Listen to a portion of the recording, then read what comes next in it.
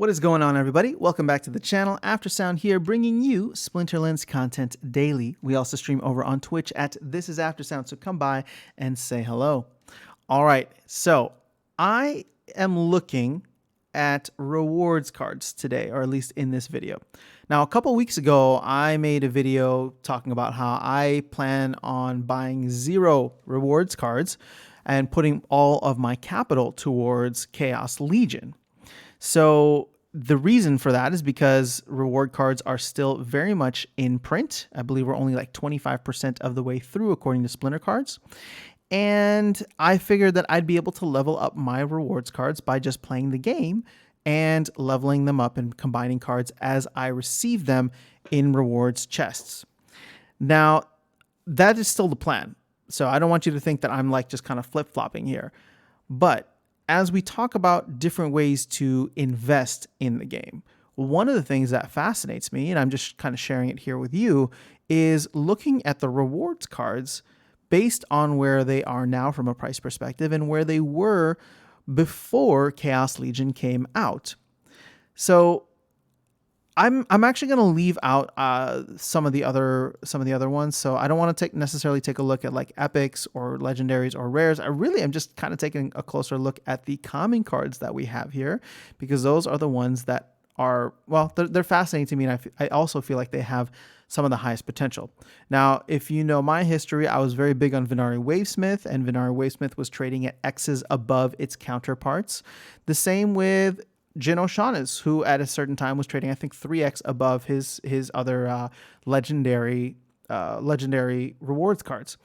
Now, the reason that I'm not as hot on these cards anymore, and the big lesson that I learned, is because card prices can be very subject to the change in meta. So as soon as Ulrich, the summoner, the blue summoner, was removed from the starter deck, or the whatever you want to call them, ghost cards, a lot of the prices, or everything kind of repriced itself. Well, not everything, but these cards, O'Shaughnessy and Wavesmith, repriced themselves accordingly and came crashing back down to reality. Now, it looks as though they're still at the top of their respective counterparts here, but they just don't. It's not where it used to be. And if you bought at the top, like I did, then you're kind of sitting on some cards and sitting on some lost value there, unfortunately.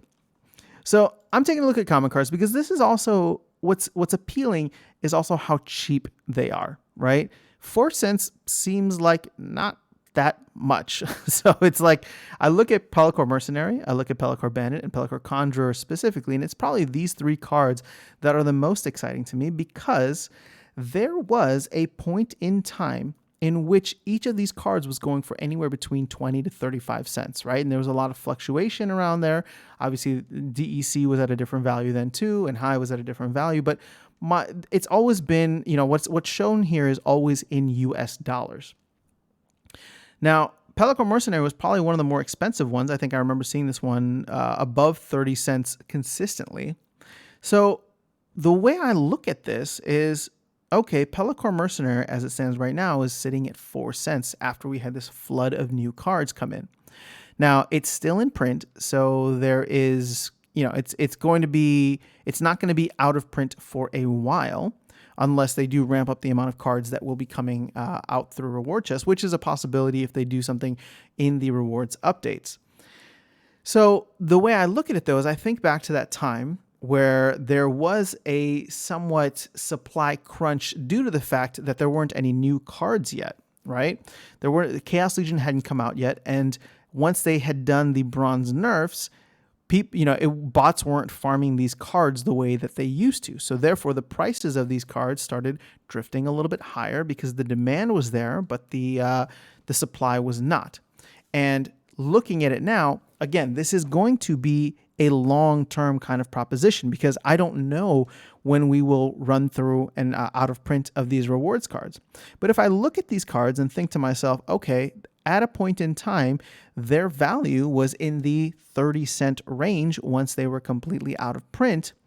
Is it out of the question, or is it within reason that we could potentially see those price points again for the better versions of the cards, or for the better cards within this set.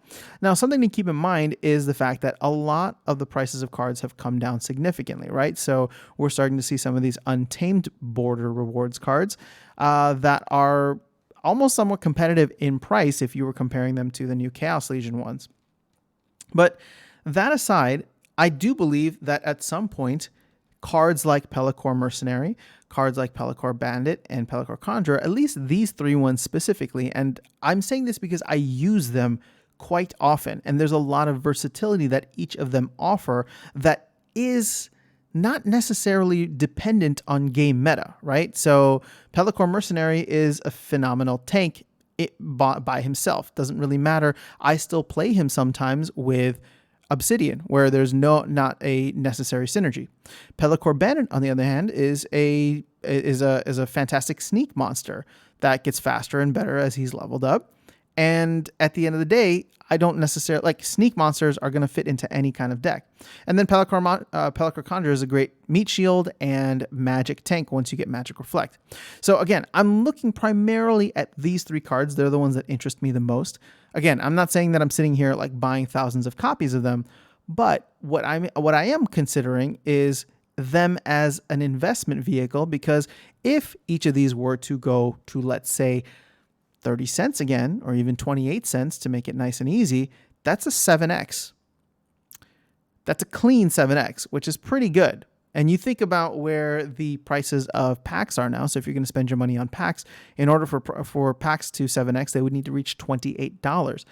Is that possible? Yeah, but I think it'll be a while before that happens. Again, it could be a while before this happens for rewards cards. But again, it does just keep... Again, it's just something interesting that I think is worth following for cards that you use often, right? I'm going to bring in, just to close this video out, I'm going to bring in one of my favorite kind of investing mantra. It's not a mantra, but it's just like, invest in the stuff that you use. So invest in the things that, when it comes to investing, it's just like, do you find yourself using a certain type of toothpaste or toilet paper or whatever, or food or whatever the case is? Because if you're doing that, that means that you have conviction in whatever it is, right? And therefore, that is something that you should be investing in from a company standpoint. Now, this is not a perfect analogy because this isn't a company. These are cards here. But the thing is, if you're using these cards, and I do find myself using several of these cards quite often, once I do the analysis and see, okay, these cards have a lot of staying power regardless of whether the game meta changes, then that to me is one of those situations where it's just like, oh, well, maybe I should be grabbing more of these cards as an investment vehicle, right? So again, I'm personally not doing this. You can look at, I'm sure you can look at whatever I'm doing on chain. I'm not trying to buy like a bunch of these. I'm actually winning them, and usually I give them away in a lot of the streams that I do. So the rewards cards to me are fun and they're part of the economy, but I am just trying to share this perspective with you as another potential place to park some money, especially for those of you that don't necessarily have as much. It's one of those things where, like I said, 4 cents doesn't seem like a lot. So therefore you can grab a decent amount. Now, don't get me wrong. It doesn't matter whether you start with $100 or $100,000. If you do a 5X, it doesn't matter whether you are buying cards, whether you're buying packs, whether you're buying lands. If the investment goes up 5x, you make the same amount of money. If the investment goes down by half, you lose the same amount of money. But the idea here is that there might be more versatility. There's a little bit more liquidity with something like Pelacor Mercenary, because instead of buying a pack for $4, you could buy... I don't know what the math is here, 25. You could buy 100 of these guys for $4, right? And then if the price were to go up, you don't have to sell all of them in the same way that you'd have to sell a pack. A pack by itself. You can't split up the pack into different things. So that's just another area of, like I'm saying, like liquidity. So just a thought process, or just a thought I wanted to share with you guys. Hopefully it was helpful or entertaining. Would love to hear what you're thinking, and if you guys are stacking any of these rewards cards specifically. But yeah, that's all I have. So have an amazing rest of your day. I will catch you all in the next video, and I will see you around the game. Take care.